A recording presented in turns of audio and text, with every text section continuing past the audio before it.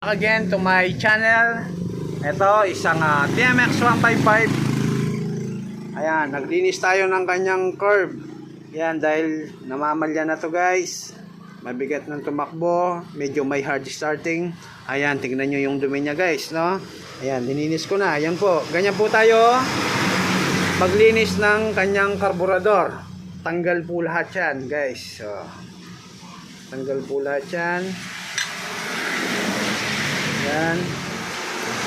Yung guys, so tingnan nyo yung fuel, kung saan pumapasok yung ating fuel air mixture. Napakadumi.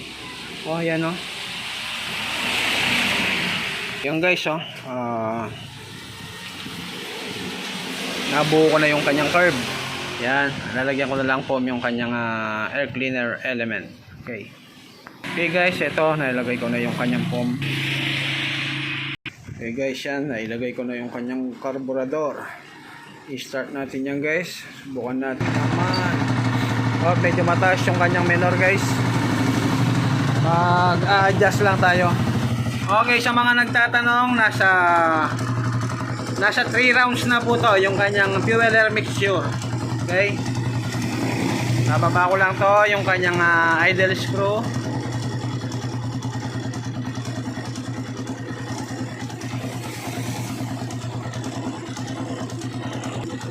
Okay, yan.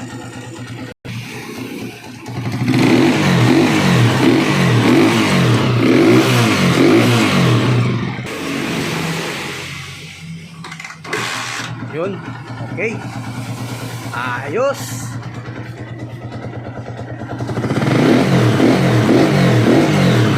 Yun o. Parang may ano yun Okay, shoutout pala sa may-ari nito. Ito from Porac, Pampanga. Okay.